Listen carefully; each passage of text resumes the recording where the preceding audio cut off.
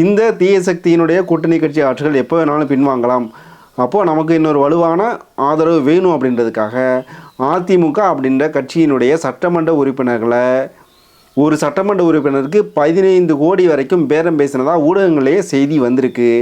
ஒரு சட்டமன்ற உறுப்பினருக்கு 15 கோடி விலை பேசி, அது மட்டும் இல்லாமல் வரக்கூடிய உறுப்பினர்களில் சில பேருக்கு அமைச்சர் பொறுப்பும் சிலருக்கு வாரிய தலைவர் பொறுப்பும் தரப்படுவதாகவும் பேரம் பேசி அதிமுக சட்டமன்ற உறுப்பினர்கள் 47 பேரில் கிட்டத்தட்ட 25 பேர் தமிழக வெற்றி கழகத்துக்கு ஆதரவு தெரிவிச்சிருக்காங்க.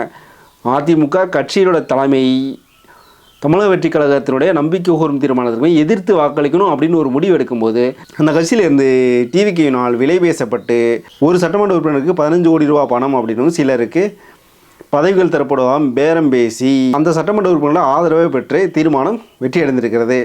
வேலி போட்டு வேர்வை சிந்தி உழைச்சி வெள்ளாமல் பண்ணி விலை வைக்கிறவன் ஒருத்தன், நோகாமல் அதை தின்னுட்டு போகிறான் ஒருத்தன் அப்படின்ற மாதிரி அதிமுகவோட தலைமை எடப்பாடி பழனிசாமி அவர்கள் ஒரு கூட்டணி அமைச்சு 234 தொகுதிக்கும் பிரச்சாரம் போய் வேட்பாளர்களுக்கான பல கோடி ரூபாய் செலவு செஞ்சு அதில் அதிமுக கட்சி மட்டும் 47 சட்டமன்ற உறுப்பினர்களை வென்றிருக்கு. கூட்டணி கட்சிகளோடு சேர்த்து அவர் 53 சீட்டு ஜெயிச்சிருக்காங்க.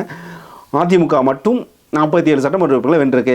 அதில் பெரும் உழைப்பு பெரும் பங்கு எடப்பாடி பழனிசாமி அந்த கட்சியினுடைய பொதுச் செயலாளர் எடப்பாடி பழனிசாமி அவர்களுக்கே சாரும். அப்படி அந்த கட்சி தொண்டர்கள் உழைப்பில் பொதுச் செயலாளர் உழைப்பில் உருவாக்கப்பட்ட அந்த கட்சியினுடைய சட்டமன்ற உறுப்பினர்களை விலை பேசி விலைக்கு வாங்கி ஆதரவை கோரியிருக்காங்க.